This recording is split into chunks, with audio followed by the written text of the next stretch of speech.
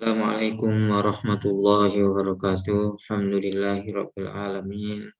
Wa bihi nasta'inu ala umuri dunya waddin wassalatu wassalam ala Rasulillahi wa ba'd. Eh, Kembali kita melanjutkan perkuliahan kita dengan mata kuliah fikih muamalat ya. Nah, pada pertemuan yang lalu kita sudah membahas tentang eh, akad ya. Kita sudah membahas tentang akad, kemudian terbagi tiga dari segi sahihnya, ada akad yang sah, ada yang fasid, ada yang batil ya. Nah, kemudian kita juga sudah membahas tentang rukun daripada akad itu serta syarat-syaratnya ya. Jadi kemarin kita sudah membahas itu. Kemudian pada kesempatan ini kita akan melanjutkan itu dengan membahas tentang kapan akad itu berakhir ya, atau kontrak itu berakhir ya. Nah, kontrak di sini maksudnya adalah akad ya, akad. Jadi terkait dengan akad itu tentu akan ada akhir daripada akad itu. Kapan dia berakhir? Nah, ini kita bisa lihat dari apalagi namanya PowerPoint di sini. Yang pertama, ketika terjadi yang disebut dengan tahqiqul gharad.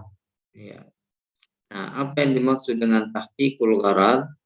Ya, artinya terpenuhinya isi akad. Ya.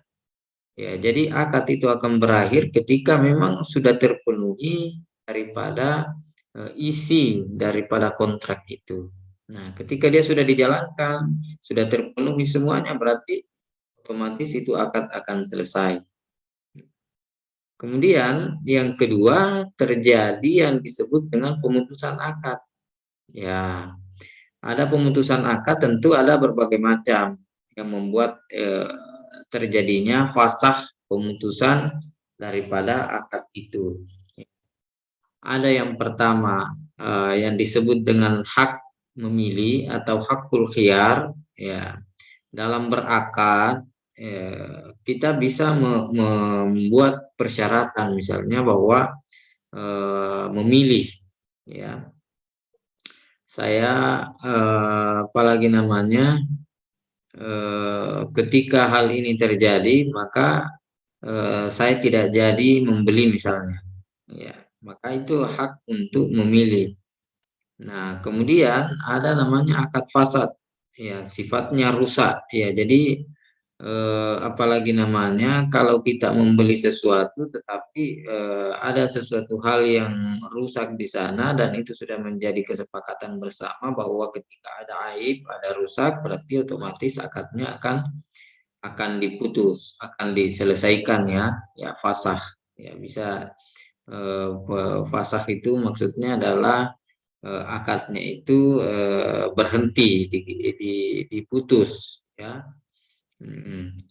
Kemudian ada yang disebut dengan kesepakatan pembatalan karena adanya penyesalan atau adanya sesuatu hal yang kita mundur daripada akad itu, tetapi tentu saja ini harus disepakati sebelumnya ya. Nah, inilah hal-hal yang membuat akad itu menjadi apalagi namanya terputus ya. Kemudian yang keempat itu tidak terpenuhinya kontrak, ada mutamfiz ya. Jadi ketika akad itu tidak terpenuhi, maka otomatis akad itu akan fasakh juga atau putus juga. Nah, ini. Nah, kemudian nanti kita akan membahas itu. Nah, kemudian ada yang membuat akad itu selesai atau berakhir, ya maksudnya berakhir itu adalah faktor al-maut atau adanya kematian. Ya, jadi apakah salah satu pihaknya misalnya meninggal atau kedua belah pihaknya yang sudah melakukan akad, yaitu kemudian meninggal, maka tentu saja akan akad itu akan berakhir juga. Ya. Nah, kemudian apalagi tidak adanya izin dari yang berwenang. Ya, adamul ijazah liman lahu al-wilayah. Jadi kesepakatan akad kontrak itu ketika tidak ada izin daripada pejabat-pejabat misalnya yang berwenang, nah itu bisa juga akadnya menjadi fasah atau terputus. Kenapa? Karena tentu saja terkait dengan legal formalnya ya.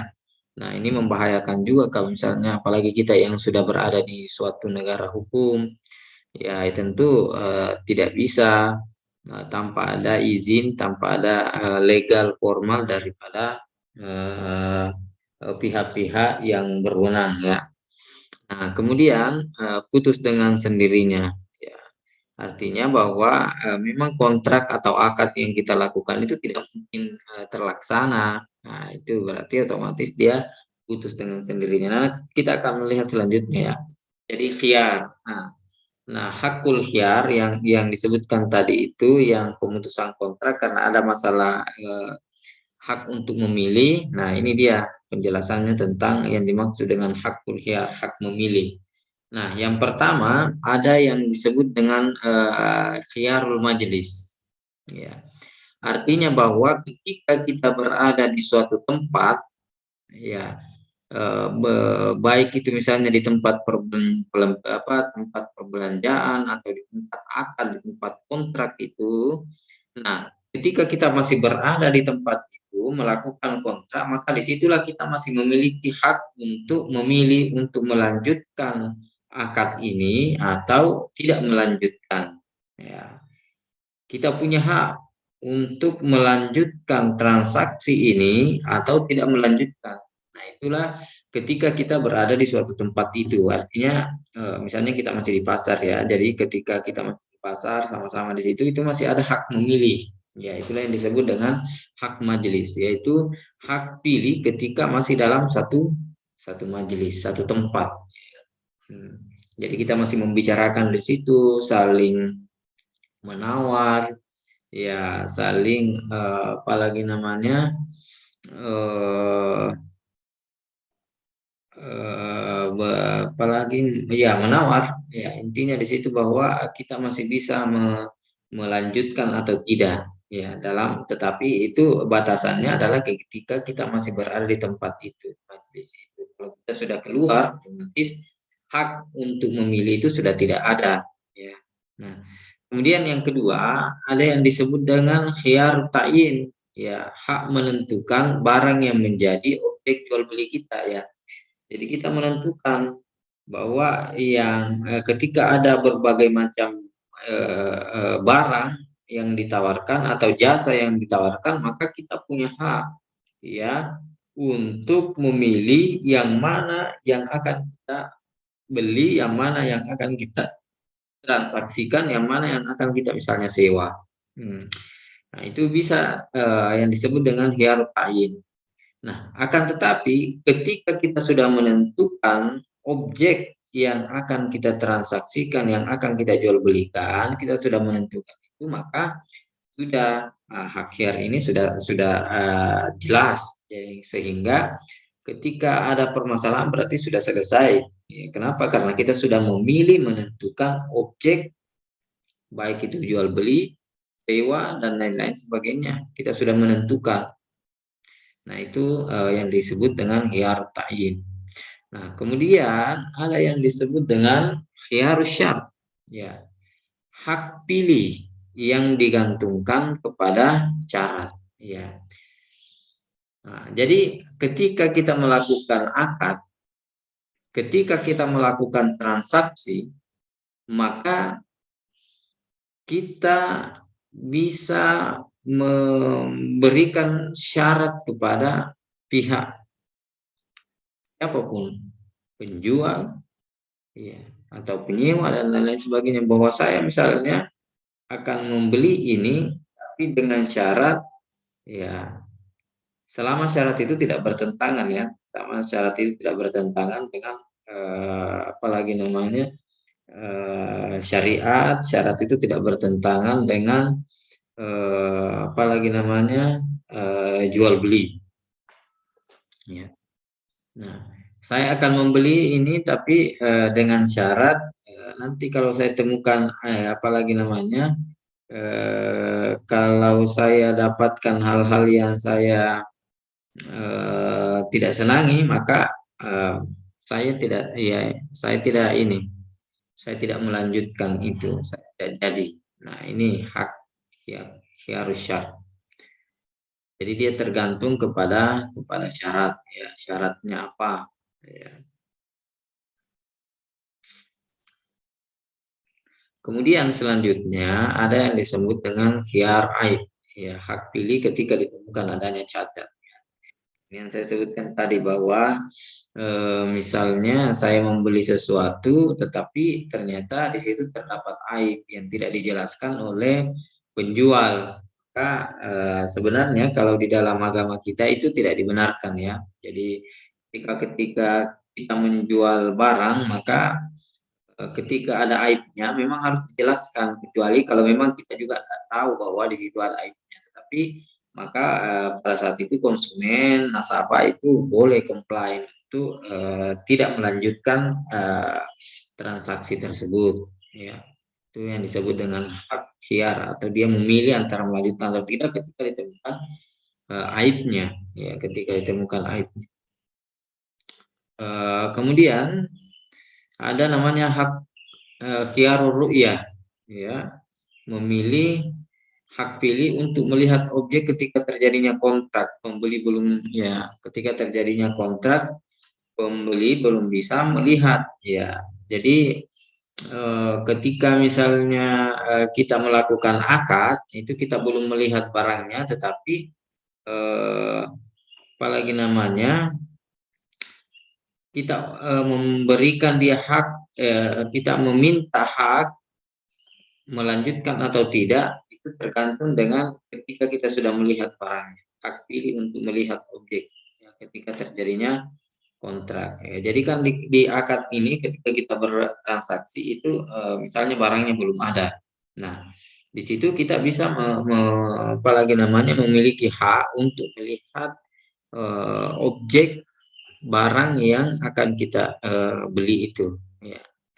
Nah, ini semuanya tentu saja adalah sebagai bentuk kehati-hatian agar tidak terjadi sengketa pada kemudian hari ya. Jadi demikianlah di dalam agama kita betul-betul menjaga agar supaya tidak terjadi perselisihan ya. Jadi pertengkaran yang terjadi sehingga akan merusak hubungan antara sesama manusia. Nah ini apalagi namanya ya,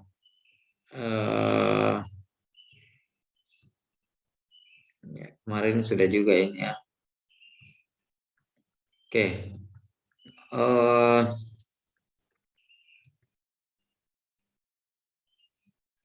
ini jenis-jenis akad ya, jenis-jenis akad ya, ada yang sifatnya akad pertukaran, ada titipan, ada percampuran ya, ada kepercayaan, memberi kepercayaan, dan ada memberi izin ya. Nah, kalau dia sifatnya pertukaran berarti ada jual beli ya, artinya mempertukarkan barang ya, antara barang dengan mata uang, barang dengan bisa jadi barang dengan barang ya, tetapi kan sekarang pasti ada apalagi namanya ada mata uang yang dijadikan sebagai alat pembayaran yang resmi, alat pembayaran yang sah. Nah, itulah yang disebut dengan jual beli, nah, bukan lagi barter ya. Nah, dalam jual beli itu ada perbandingan harga jual dan harga beli. Ya, ketika ada perbandingan harga jual dan harga beli, maka ada yang disebut dengan musawamah, ada tauliyah, ada murabahah, ada muadaah. Ya, muadaah. Ya, Ketika murabaha berarti menjual dengan harga yang di atas daripada harga yang dibelikan. Jadi misalnya kalau murabaha ya saya membeli barang ini 10.000, kemudian saya jual 11.000. Ya, bahwa kita memiliki kelebihan daripada hasil penjualan itu.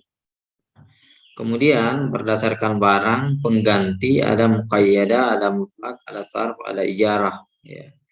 Kalau dia berdasarkan barang pengganti ada muqayyada yang terikat, ada yang mutlak yang bebas saja apa terserah, ada yang sarf adalah apalagi namanya tukar menukar antara mata uang. Ya, misalnya rupiah ke dolar, rupiah ke yen, rupiah ke apalagi namanya dinar, rupiah ke real dan lain-lain sebagainya itu SAR.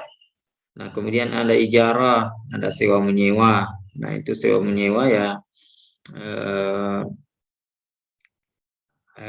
yang kita ketahui misalnya sewa rumah dan lain-lain sebagainya, menyewa apa saja itu sudah disebut dengan ijarah.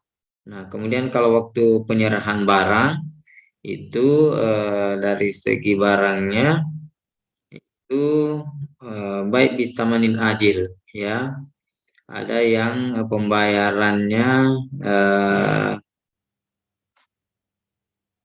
dipercepat, ada yang baik salam barangnya dahulu pembayarannya dahulu kemudian barangnya kemudian, ada baik istisna.